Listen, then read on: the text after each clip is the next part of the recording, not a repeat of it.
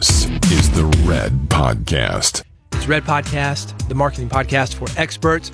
If you've got a message to spread, you want to spread it more effectively, build a bigger audience, make more impact with that message, this is the podcast for you. I'm David Hooper, and on the last episode, I talked with Tripp Lanier about his new book, This Book Will Make You Dangerous. We talked about the philosophy behind the book, how you can use the tools within the book to better spread your message, enjoy your life more. If you haven't listened to it, it's in the archives. You can get it by subscribing. bigpodcast.com/subscribe. You will see the red icon. Hit subscribe. You can pick up that last episode. You'll also get future episodes where I talk more about spreading your message via media, via books, podcasting, radio, 2 tin cans and a string. I cover it all here. On this episode, Tripp is back. We're also talking about This Book Will Make You Dangerous, but from the business aspect of it, how he put it together, how he's launched it, and the psychology of what it's like to put your message out into the world, whether it be a book, a podcast, an email newsletter, a blog. How do you deal with competition? How do you deal with negative reviews? How do you deal with the fact that people might not like what you are doing? We're going to go deep into that on this interview with Tripp Lanier, talking about the behind the scenes of the book called This Book Will Make You Dangerous. Tripp, before we get into this, let's just define what dangerous is. We're not talking about blowing stuff up. I mean, maybe something personal, but not in a explosive type of way. No, we're not talking about being dangerous in that kind of a way, but we are talking about the things that hold us back really are our fear of discomfort, our fear of taking risks, our fear of looking bad, being criticized. That's what feels dangerous these days. And unfortunately, we're avoiding that stuff. We're playing small. We start to feel drained. We start to feel trapped, start to feel isolated and bored and overwhelmed. And so when I talk about being dangerous, it's really about breaking through that avoidant, small way of living and giving ourselves more choice. The topic of this episode, I'm going to call it living life on your terms, which is such a it's such a cliche, right? But we're going to really go deep into this. On the last episode, we talked about people that you've worked with, including me. I knew you before the book and we worked together. This episode, I want to talk about you. I want to talk about the business of Tripp Lanier and how you take your own advice, because, I mean, you tell me this. When you wake up in the morning, do you look at yourself, you're like, yeah, man, I'm Tripp Lanier and I've got it all together, just like I help people do. That's funny. I have a wife and daughter that really keep me in check. So when I wake up in the morning, it's, hey, you got to do this and get through that. It's like, no, there's not a lot of feather fluffing going on. Yeah. Well, I was just talking about that on a previous podcast, what a great gift it is to have a wife who calls you on your BS and who keeps you grounded and really sharpens you, right? I gotta have it. I don't do well with people who kiss my ass. You know, I was a musician like you and in bands, and I didn't like hanging out with people who just couldn't hang out. They wanted to put me on a pedestal in some way. It's still uncomfortable when I'm around people that are. I think it's great they've been impacted by the work that I do, but they can get a little wobbly. And well, I feel like those folks don't see the inside of it. It's like they see the outside of it. Or do you have that happen because of your podcast? You have people who maybe they'll talk to you on the phone for whatever reason. Oh, I can't believe I'm talking to Tripp Lanier.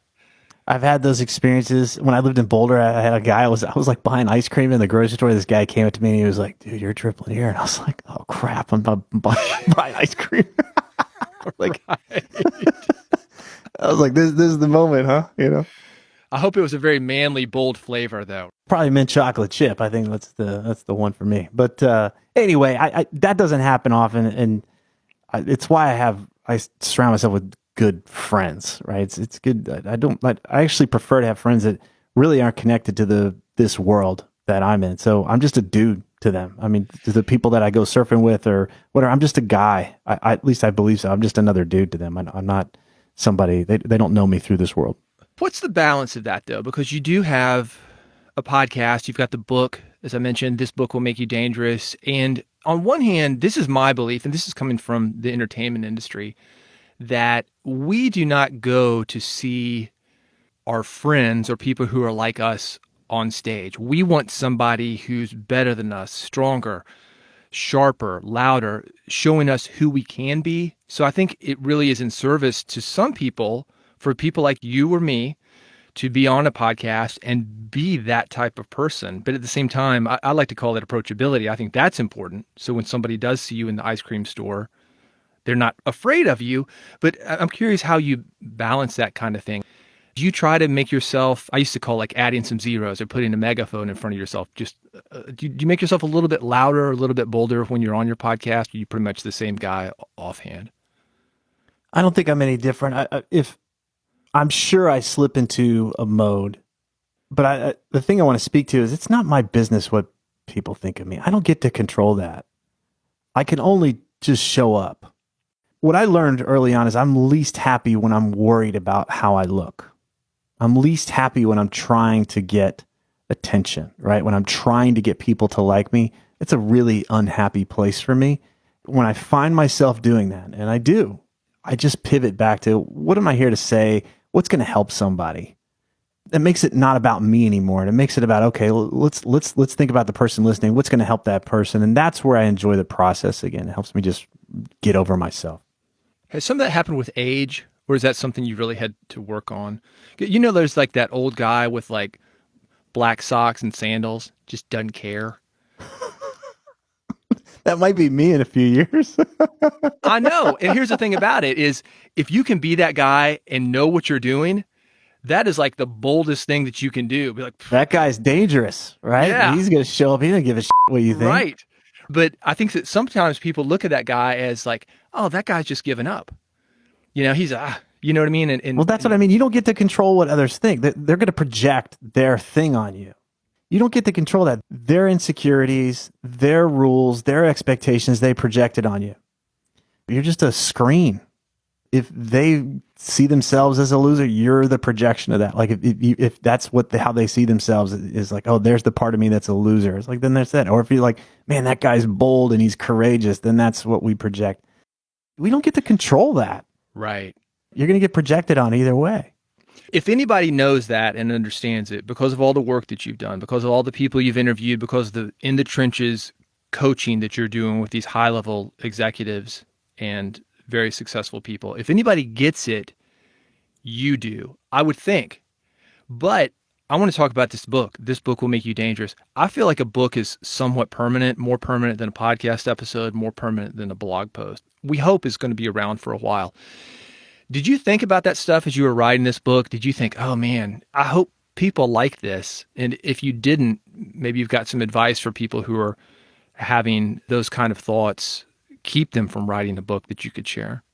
What was important for me was not to get wound up in what I thought people would like. It might just seem like semantics, but it was like, what do I think will really help people? And luckily, that's where I've got a laboratory, right? I've got myself and I've got my clients. And it felt easy in that way because all I had to do was just talk about what's helping me and what's helping other people. Whether they like it or not, that's not my choice. But I feel 100% confident that this is going to help some people if they're willing to try it. And I make an agreement with them in the introduction. Hey, try it. And if it doesn't work for you, throw it out. But this stuff has helped other people, and that's my aim, is to help you out. And the only way you'll know is if you try it. But I was never in there about trying to be liked. And I understand what you're saying there, but it's not about popularity. It's not about winning people over. But it is like, hey, if I do want to try and help you. Yeah, it's kind of weird, right? In that, I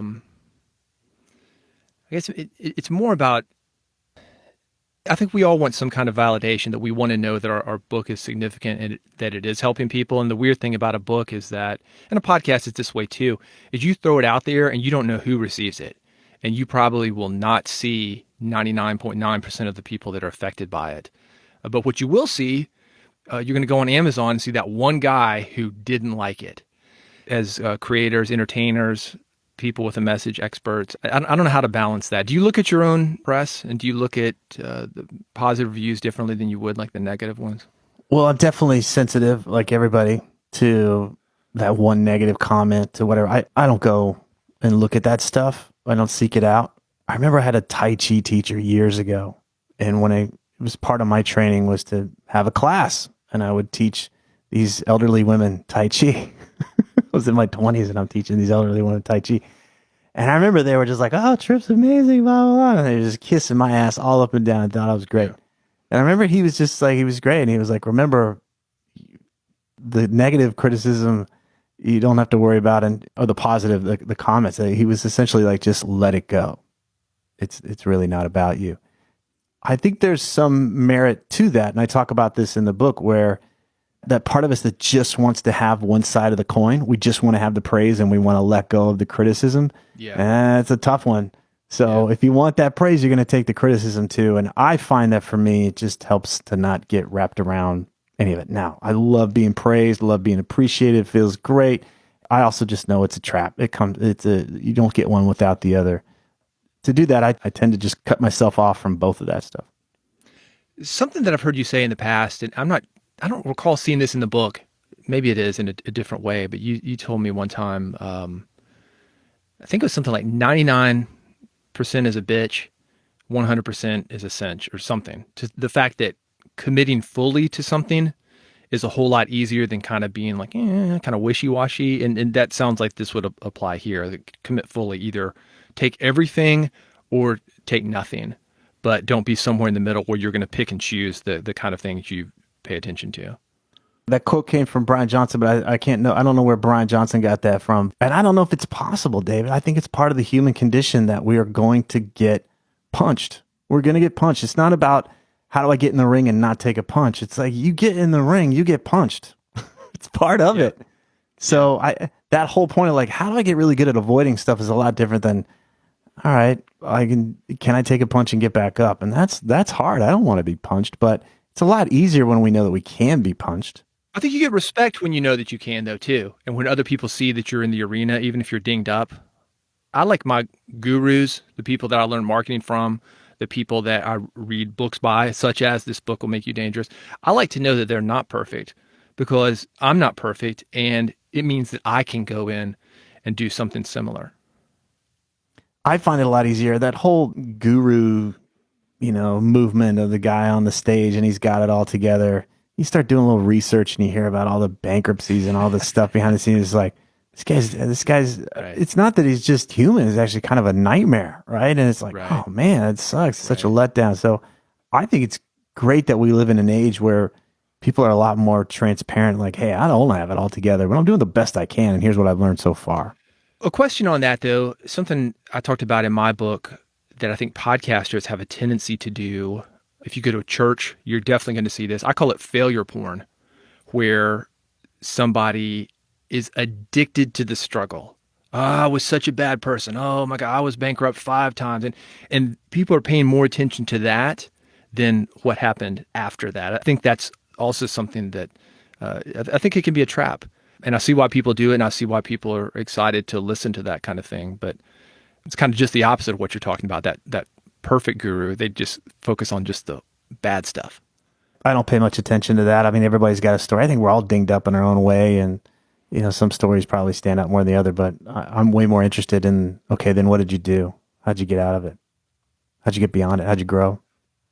Let's talk about the process of writing the book, because this being a podcast for experts, got a lot of people with what I call specialized knowledge, a lot of people with a message to spread, and they're spreading it in some way. But a book for a lot of folks seems to be the holy grail of spreading your message. I'm not sure why it has that kind of gravitas. Maybe it's because when we look at media, you're going to see people who are authors.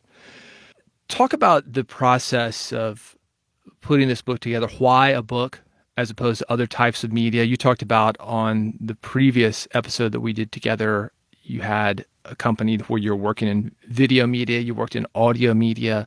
Why take it to the written word? Why is that important?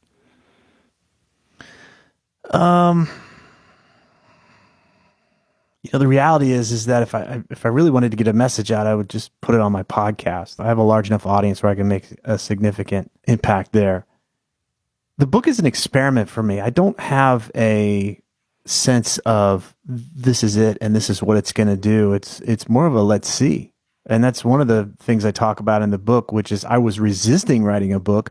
And I was resisting writing a book because I didn't want to go through the discomfort of writing a book. I didn't want to risk my time and energy and money writing a book. And I sure as didn't want to write a book that flopped. I was called out. A friend and guy I was working with, Ben Allen, was just like, dude, he basically was, I was like, I'm not going to write a book. I was like, most of the books that people send me, I just throw right in the trash. And he's like, that's why you should write a book. Like, what's the book that you would write then? And I was like, oh, he got me. He Yeah. got me. Yeah. You need it. Yeah. So I was like, all right, what is the book that I would write? And I think I felt more in touch with legacy at that point. Like, okay, what would I leave behind? Because I don't think there's going to be a particular podcast episode. But like you said, a book is more singular. It's more of an artifact. I felt more in touch with that. And it's like, okay, well, if I do throw most of the books that people send me in the trash, then what is it that I want to say? I wanted to be more of a contributor than a critic. That drew me in. And then I really liked the process. I enjoyed the process of writing after that. So what is the process? At first, you've got this idea. You want a book that's not going to be thrown in the trash. And was the idea you started with the idea that is in the book today, this book will make you dangerous? No, it was, it started out as, it was such a long, convoluted thing. But, I didn't figure out what the book was until I'd probably written the third revision of it. And then it was like, oh, this is what it's about. So I probably ended up writing 200,000 words to whittle it down to, like throwing it out and just starting getting 50,000. But I think it started out with more like, hey, here's all the things that I see guys doing that make them weak or get in their way. And it ended up just being kind of a downer. It was like, here's all your problems. Here's all the things that guys are doing wrong. And I didn't find it inspiring. And I don't think anybody else did that had taken a look at it.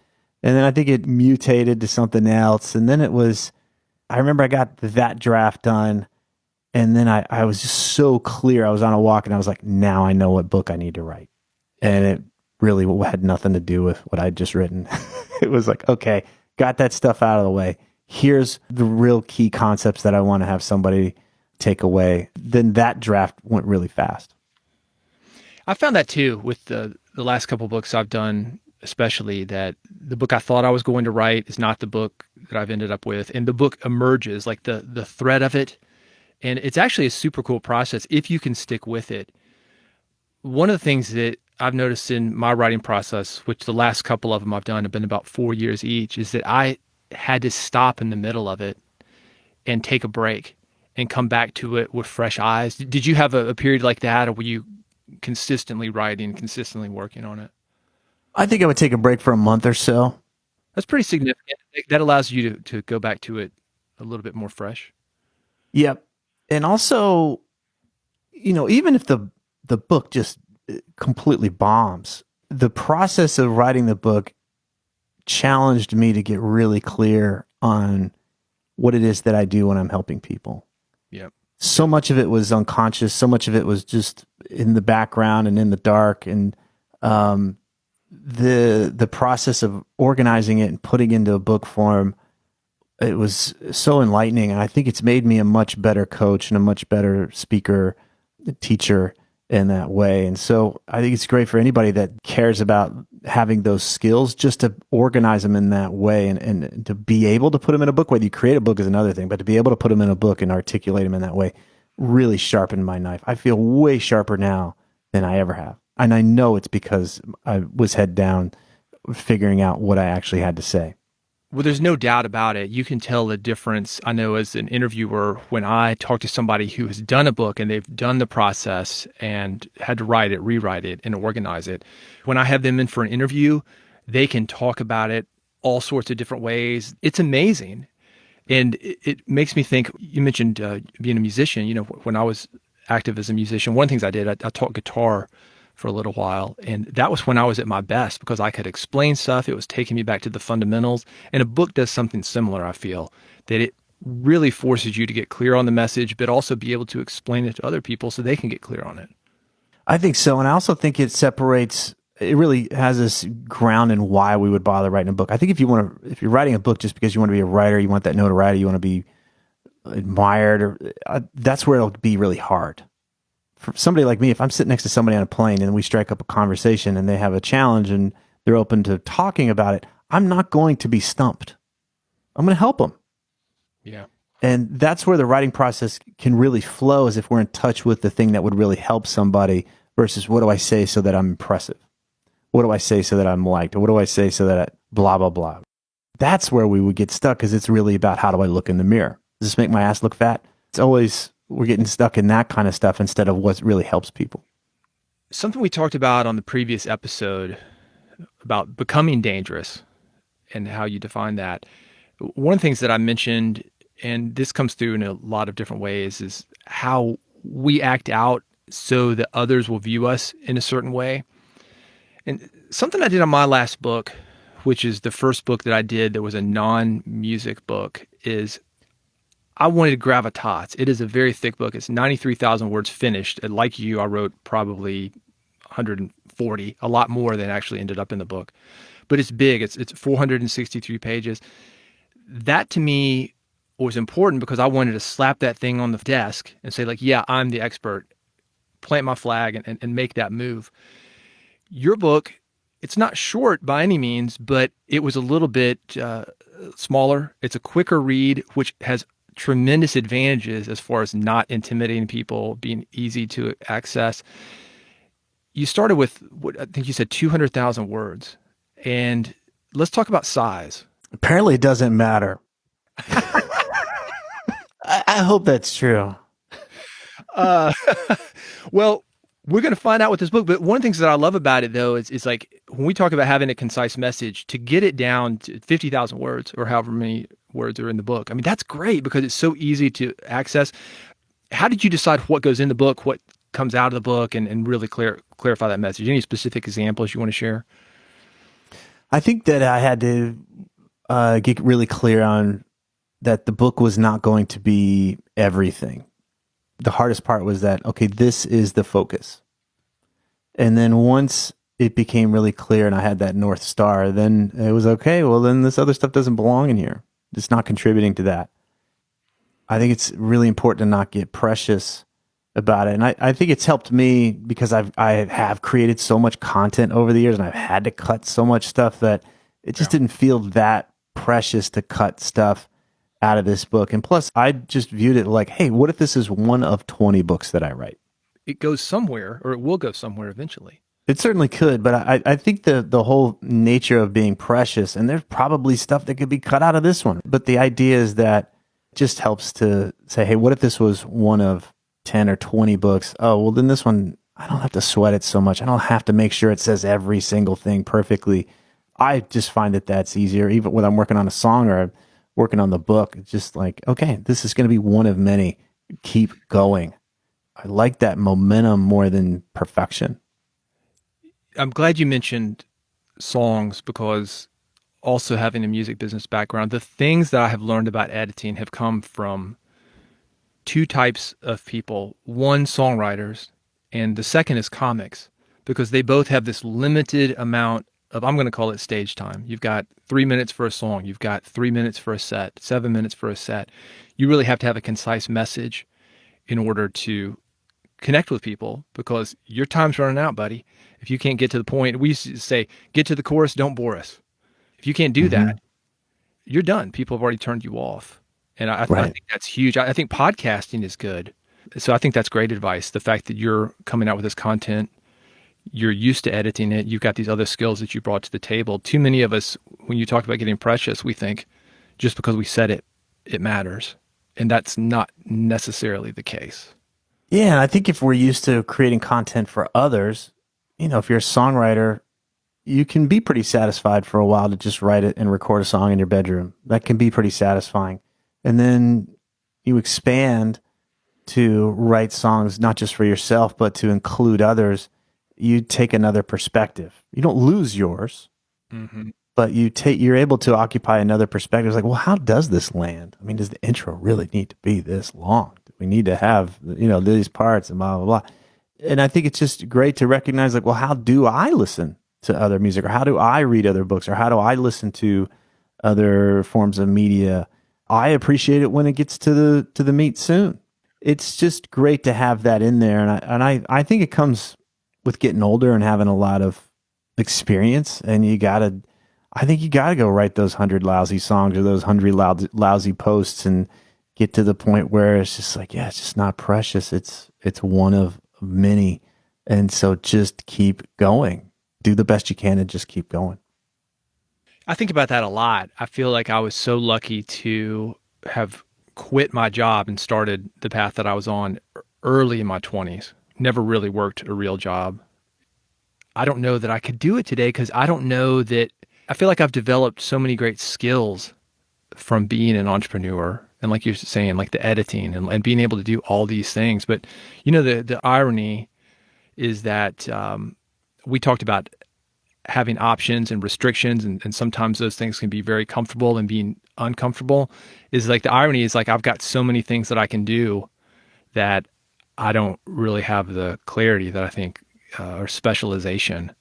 Is that something you see as a trap? People are like all over the place and they can, I don't know, do whatever.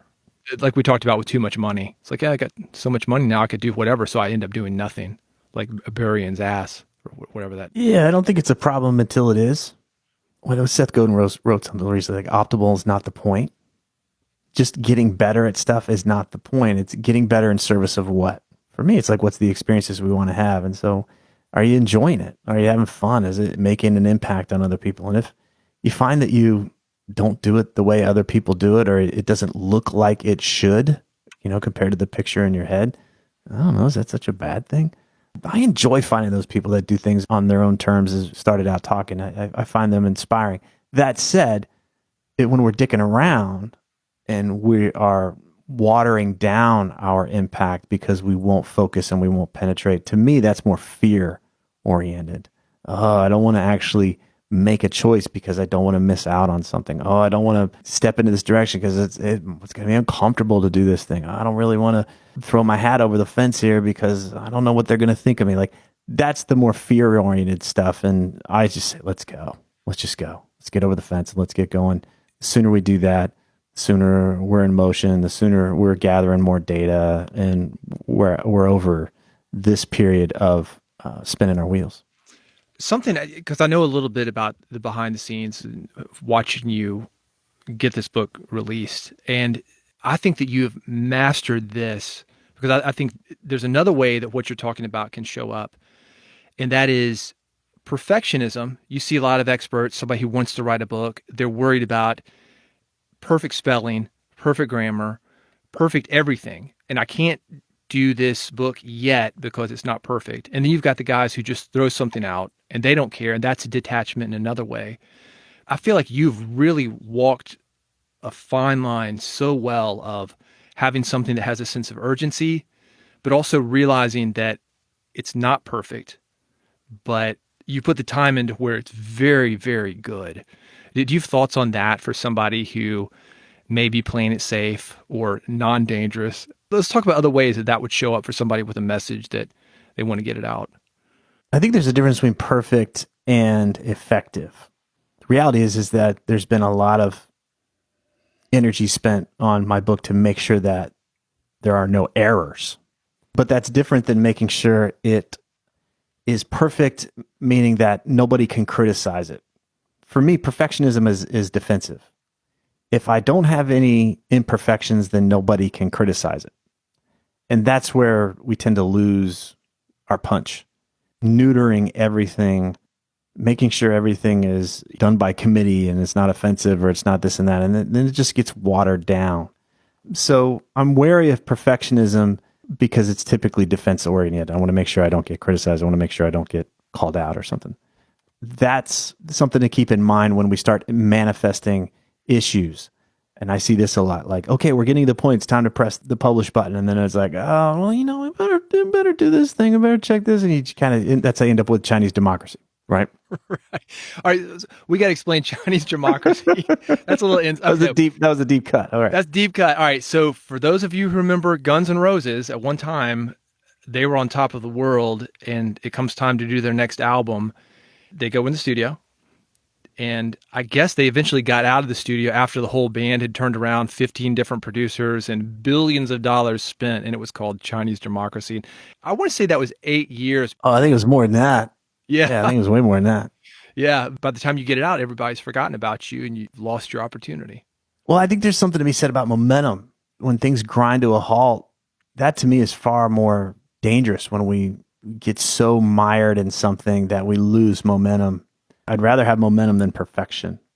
I'd Yeah. rather keep going than lose momentum. I've been in a place where it was so hard to get momentum. I was in a relationship in my 20s. I'd lost touch with all of my buddies. And then the relationship ended and it was like I had no buddies. Like, where were they? They moved out of town. I was like, okay, that's what it feels like to lose momentum. It's like, whoa, I don't have anything. It's like same thing when I, sold my business and there was that uncertainty of the next step and there was nothing there. And I was like, oh, this is chasm.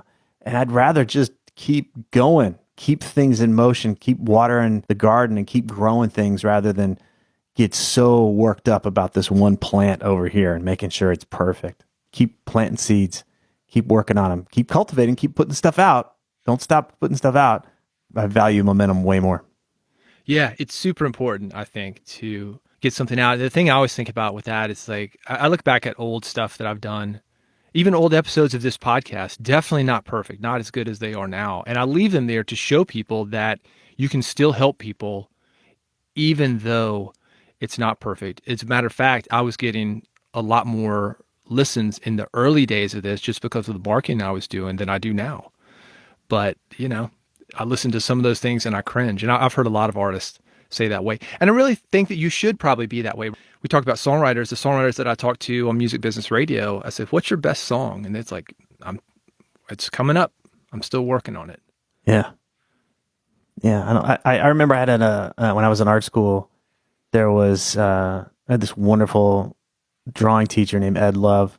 And, typical class was you bring in the stuff that you worked on, you put it on the wall, and there's the whole class critiques it. And this one gal puts this piece that she'd drawn up on the wall, and she's gushing, "This is the greatest thing. This is my high watermark. This is amazing." And he walked over to her and he said, "This is great, huh? This is the best thing you've ever done." And she's like, "Yes, I'm so proud of it." Blah. He took it off the wall and ripped it up.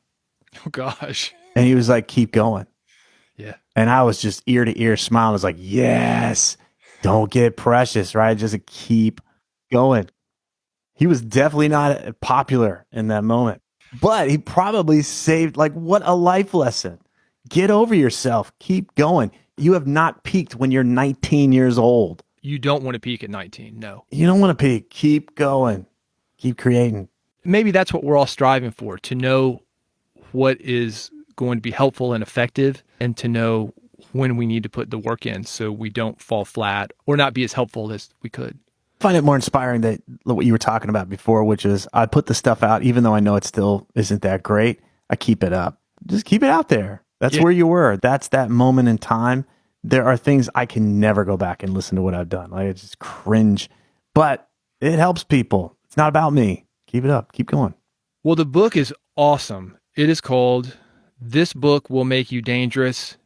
It is long enough to be thorough, but short enough to where you can read it in a week or two and get some great information. It's available everywhere books are sold: Amazon, Barnes & Noble. It's an audio version if you want Tripp whispering in your ear. I smoke a cigar and then drink a glass of Cavassier as I read the book to you. Chapter 1. You're paying him to read the book to you. That's right. Chapter 1. It really is a good book. I'm really hoping for more from you. I was not aware that you have about 4 times the content as actually went in the book. And on one hand, I appreciate that because of what we just talked about of editing. But I'm like, man, you're like Tupac, man. They're going to have a vault. Well, he and I have been talking about that stuff together. We're working on some things. Oh, I was supposed to say. Hologram. Yeah. Hologram. Me and Tupac. Me and Biggie and Tupac. We're working on some stuff.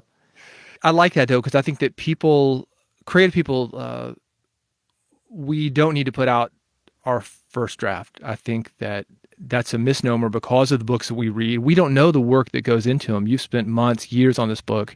And as I mentioned, you can read it in a week or two. People like, okay, give me the next one, give me the next one. Well, it takes a while to do books like this. But at the same time, you reading it over a week or two, you could have information that it could change your life. Tripp has changed my life. I talked about it on the last episode. I don't think I'd be married had it not been for Tripp, which, as we mentioned, could be a positive or negative thing depending on. Well, I appreciate it. I get that it's a positive for you, and I don't take your comment lightly. I joke, but that's a big deal. Thank you. It's amazing. But I think that's the kind of thing. I think when you're willing to look deep at this kind of stuff, and some of it is somewhat heady, and some of it, I think you have to be in the game a little while to understand it. Kind of like when people talk to you when you were young, they said, someday you'll get it. Eventually you do. I had an older woman talk to her yesterday. I said, how are you doing? This woman in the neighborhood, I see her on the porch. And she goes, oh, my bones are hurting. My bones, it's been raining. And I was like, I kind of get that now. I kind of get that. Probably not as much as she does at 87 years old, but, I get it a little more. It's not just an old woman bitching. Anyway, you get it on the level that you do, and I think it's a great book. So this book will make you dangerous. TrippLanier.com is the website. 2 P's, stands for personal power. I didn't know that. Tripp with 2 P's, Lanier.com. And Tripp, thanks for being here. This has been so great. I'm so excited. I'm excited about the book, but I'm excited about how it affects people, because I feel like this is one of those books I feel there could be a community around it. And it could be like the Stephen Pressfield book that like everybody jumps in, and that's where the real excitement is. It's you started this thing, you planted the seed, but it's seeing how other people use this stuff, seeing what they do, and you're inspired by them and they help you out. It's like a book mastermind almost. It's a community around it. Your vision it's hard for me to imagine that at this point, but we'll see. You're in the trenches, brother. It's still a little bit fresh because this is a brand new book, but it's very good. So go get it. Tripp, thanks for being here. Thank you so much, David. I appreciate it, man. Tripp Lanier on Red Podcast. Again, this is part 2 of 2. If you missed the first part, go to the Red Podcast archives. You can see that at bigpodcast.com/subscribe. If you want the book, it's available at Amazon, wherever you get your books. There's a digital version, a paperback version, and an audio version as well. By the way, if you're a podcaster and you'd like to interview Tripp, reach out to me. I'll set you up. He's a great interview, as you can tell. He's got a lot of stuff to say, and I would be happy to make that introduction for you. Thank you for listening to Red Podcast. Hope to see you on future episodes. Again, bigpodcast.com/subscribe. That is how you can subscribe and never miss an episode of Red Podcast. Thank you so much for listening, and I'll see you on the next episode.